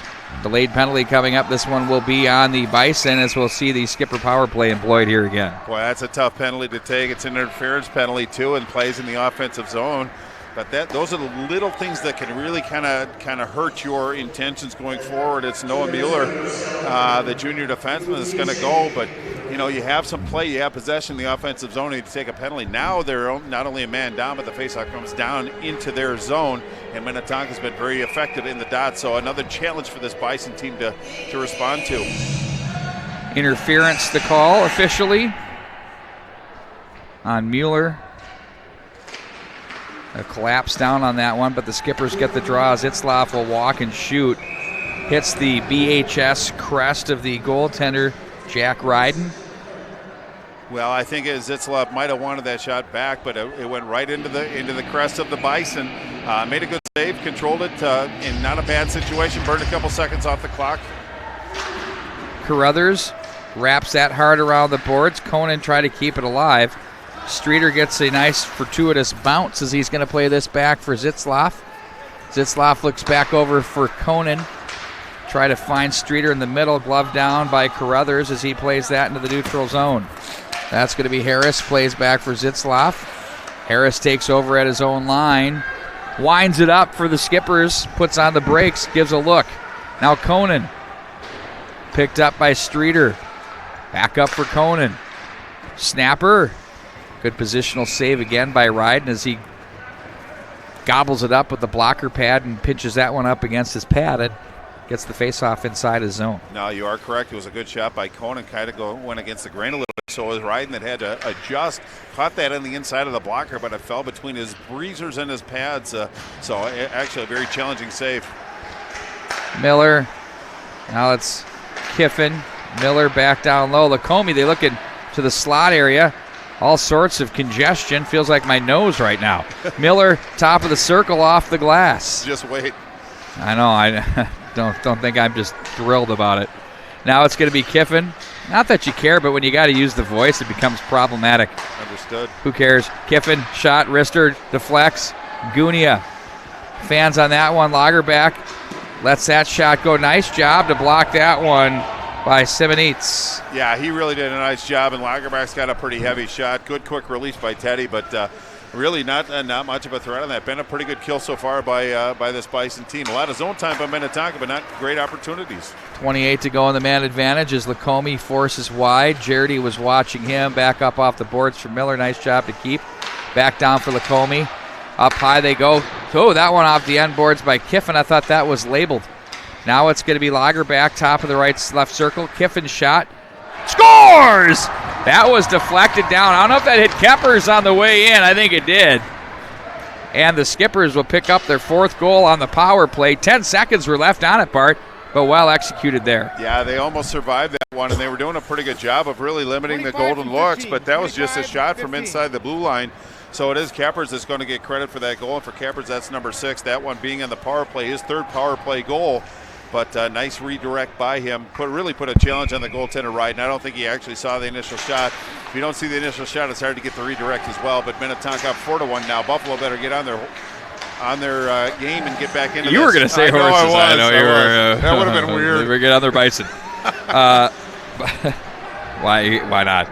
Bart, with 3 PPGs, that's starting to put Keppers into specialist category. Well, the power play specialist. He does a lot of other things well, so I don't want to label him necessarily, but he is a go-to guy on the offensive side on the power play. If he can be called the power play specialist, you take it. Not a bad deal. Right on. Brett Hull made a living and Timmy Kerr doing that. Well, they had relatively one-dimensional games where Keppers has a little bit more balance. Oh, look at you. Now another delayed penalty. This one's a cross check. Well, it looks like it might be Henry. Henry, yeah, he's going to the box. So a great opportunity it is for the Bison to at least get the first challenge out of the way. But if they can punch this one in, cut the lead to 2 good shots. But time is of the essence, just over 11 minutes to go in this third period. But Buffalo now on the power play. And this is a pretty good power play. They have a lot of skill and talent on this team, so Minnetonka is going to have to mind their defensive responsibilities, but they're also Buffalo's going to have to kind of keep in mind when you have Newhouse and Streeter on the ice, they have a lot of speed, so you still have to mind your defensive responsibilities, as we said before. Good to see my guy John Sherman is in the house as always. Scoop. Nobody better. He's been around for a little while. He's a legend. You don't go up to Buffalo and say Michael Albertville, do you? Oh, once in a while. Look at that. Sure. Like it. Logs the miles. It's wherever the story is, right? Dedicated to the Sun Current Right editions. Been reading him for years and years and years. Appreciate his efforts. His vigor. Vigor. I like that. That's better. Sent back in behind. Ryden sets up. Now it's going to be Mueller with it. Skipper's in control of this hockey game with 10:25 to go in the third. They're shorthanded now for another $1.13. Miller will just purposefully wrap that around, but ooh, that one's fanned on by Brasini. Nice keep. Rothke comes away with it, stays in control, plays this back in behind. That was on the stick of Zelenik, and they're going to find an opening and send that one past Mueller the length of the ice as a couple of players tied up behind the play. That was Kiffin. And I think it's Zelenik that were tied up. I think they're both going to go, but they just wouldn't release. Very impactful to both teams because these are some big boppers on both sides. Kiffin, one of the stalwart defenders on Minnetonka, and Zelenik, one of the primaries on the power play as well, but coincidental penalties. Just 55 seconds left on the original penalty. So we bring it where the whistle was because of the coincidentals. These scoreboards are such a challenge. Well, they don't exist. Hey. You should use Matty Ice's. Oh, ours. Well, yeah. Brought back over to the table. Take those minors off. If it's not, we can leave them up, but they don't need to be on there. Want them to take those minors off the board? Well, it does. On the coincidentals. And Pete, we've talked about it before, but just a quick refresh. Coincidentals, that means they stay in the box for a minimum of 2 minutes, and then it's the next whistle is when they get released. In the pace of this game, that could be 2, 3, 4, 5 minutes after the penalty expires. So that'll be something to kind of keep an eye on. I think now they cleared them all off, and now they got to put another one up there. Well, I can't see it anyway with all the success that Minnetonka's had. I can kind of tell, and I hear a lot of beeping. Yes, Matt. I know on the Daktronics. Right, I get you. You're the man. We're trying to find the power play time. Okay, so what do we got? It should be 54. 55. Okay, 54, 55. That's what I thought. You could have asked me. I'm just right here, guys. Hutari with it. Bison will regroup and work it out of the zone now. They'll come up with 4 across. Tweeten gains the line. Nice feed down low through the wickets. Found Hutari through Miller's legs. Oh, in front for Tweeten. Carruthers now lets the clapper go. Saved by Irene. Pushed over to the near boards. Lager back to the line. Carruthers holds. Ooh, he had a man open down low, left side. That one got away from him a bit there as that one thunders off the end boards. But purpose was there. They're doing a lot of good things down here. They're moving the puck, just whiffed on a golden opportunity. So it's just the little things. If they can kind of get those figured out, they'll be in pretty good shape. Lacombe, trailer, Anderson, Lagerback, save, rebound. Covered up by Ryde. He's going to take the safety valve and hang on to the biscuit. That was a pretty good opportunity by Minnetonka being a man down. And we're looking in the neighborhood of about 16. That knocked the wind out of you, bending over like that? Yeah, it does. I got a little bit of girth to negotiate through, and it's not the easiest thing in the world. Thank you for bringing that up, by the way. Shots on goal, 35-11, advantage Minnetonka. Being a man down, they have an offensive zone face-off, and quit smiling, Matt Harrington. Pete picks on me, and he always smiles. All you're doing is feeding the beast over there. Oh, I didn't say anything. Pretty good shot by Conan. Again, another nice save by Ryden. I have a friend who's a very prominent coach. He was tying his skates once, and he had the wind knocked out of him. Oh, me too. Because he was trying to really. Only my left side, which is really weird. Right side, no problem. Left side, you hear the grunts and groans, and the game hasn't even started. Shot it on goal, right? Sure that's valuable information for everybody. Picture. Yeah, nobody cares. Let's move on. Do you have to? I didn't have to share it. Do you have to put your foot up on the bench? No, to do it? no, it's not. I power through. Have it. you seen that? Let's digress. Do you ever People wonder don't how care. Ken Hitchcock put his skates on? He probably had an assistant do it. Thank for you. him. Was that you? What? We're not talking about me. Back door, there's a shot by Morgan. That misses the mark. We're off the rails once again.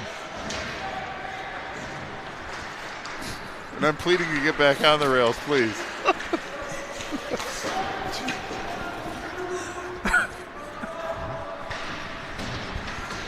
Oh, no. All right. So it's going to be Harris down low. I'm not going to do play-by-play. We'll just wait I till just Pete can't gets back. help it. Oh, that one just trickled wide of the mark. Well, it's Morgan in front, redirected with his skate, so he's paying the price in the muddy area down in the front of the net. But again, Buffalo, if you're going to sit in front of the net and try to screen their goaltender, you're going to pay a little bit of a price.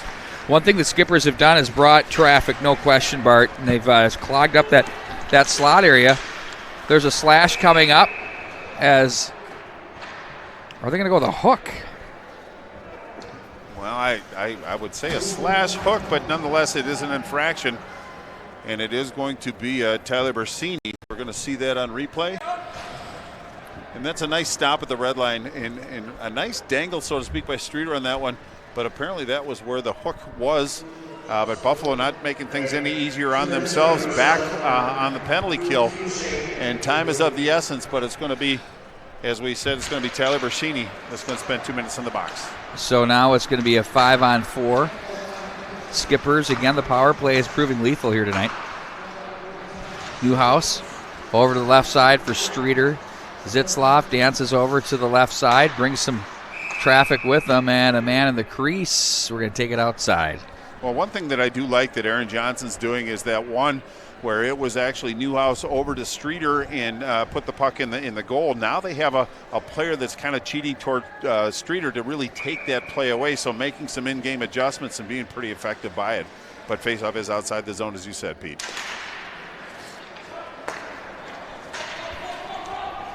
Zitzloff feeds it around for the oncoming Newhouse, but that was played out by Simonitz. Back up for Zitzloff. Guides it back into the corner for Streeter. Conan's shots deflected. That might have hit Henry on the way through. Now Newhouse tried to feed one through traffic as a puck bounds its way into Skipper territory. Irene will leave that off for the defenseman as Conan will take over as they swing the breakout. Back up through center. Lagerback reaches back across the line. Feeds this one on the stick of Keppers, who's going to ring the boards hard to the near side. Lagerback. Marr stood up on the play. Now it's Newhouse.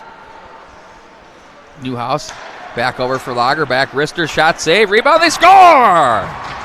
There's Newhouse. Just saw that one developing. Walked in, gathered it in, and punches it home. 5-1 Skippers. Well, it was a nice ringing around. It was, first off, it was Lagerbach over to Keppers. Keppers ringing around the wall back to Lagerbach and really got back out front.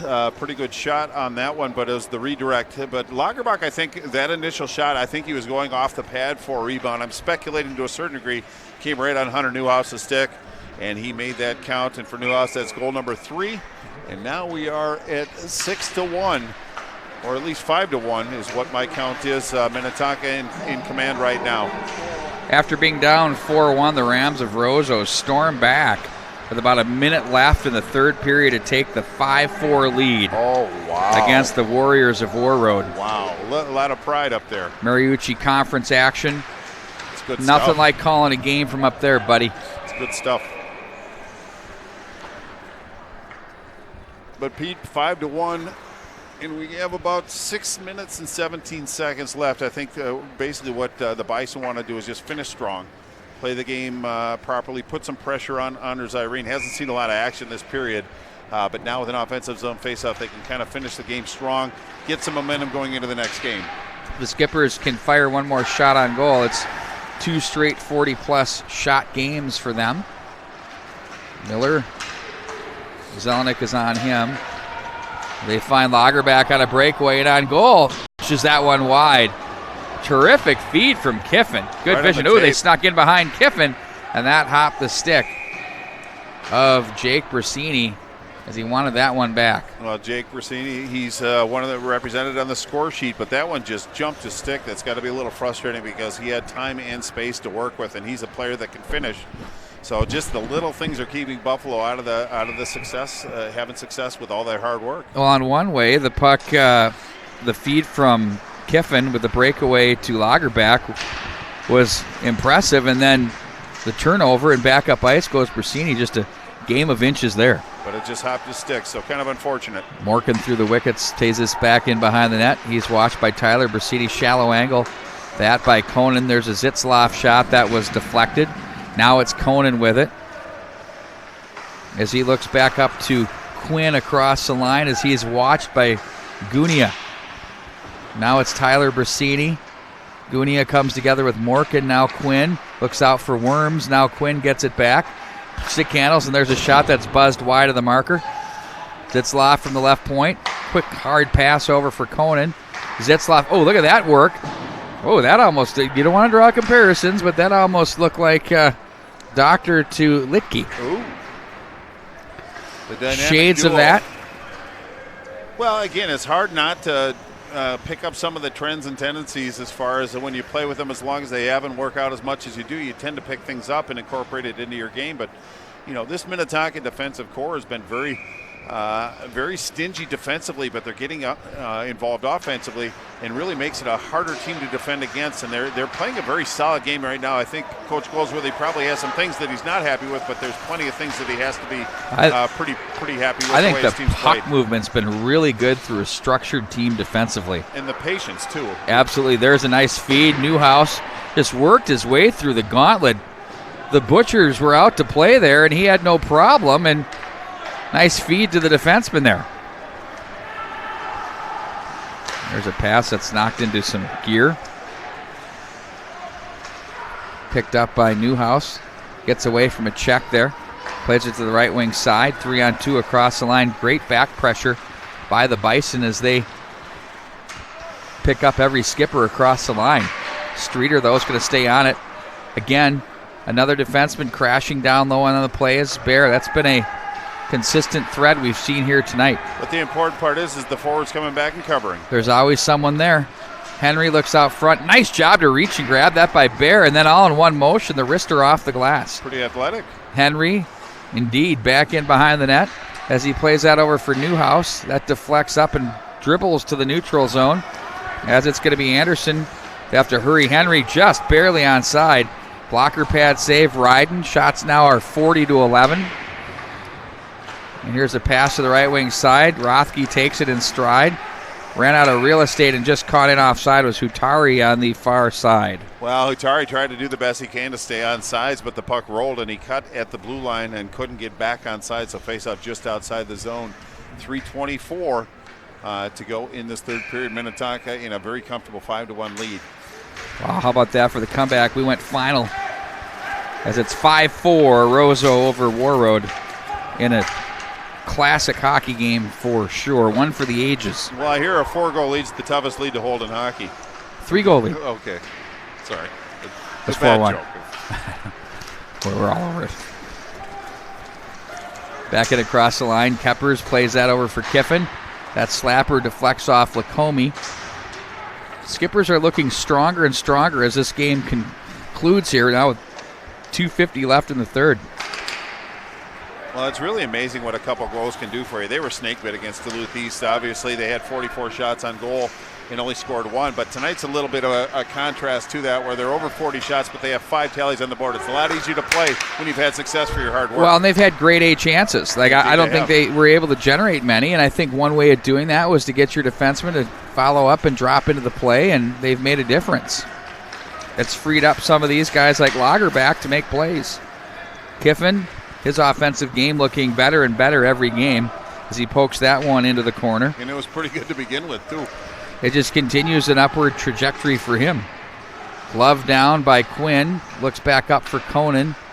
Conan fanned on that one as he's going to follow that up to the right wing side. Nice stick there. That was Tyler Brasini. Now it's going to be Jake Brasini across the line. He's got Zelenik with him. That goes through the neutral, or the slot rather, off the glass. Gunia tried to glove that down. Mueller comes away with it, plays this one through to center ice. Now it's going to be Streeter. Had to wait for Graham to get back, or Harris rather, to get back on side there. There's a check thrown over on the far side. Quinn comes away with it. Gets it back into the corner. Harris looks out front. Streeter skates. Continues to carry. Now it's played back up into the slot area as the Bison are content to just pack it in and let the Skippers go for skates. This one's knocked away. There's a chance out front off Streeter's skate. Now it's going to be Anderson with it. Harris jumps back on side, and now it's going to be backpedaled by the Bison. Long pass ahead off Beckman's stick. Now it's going to be Anderson to the right wing side for Streeter. Kicks over for Newhouse.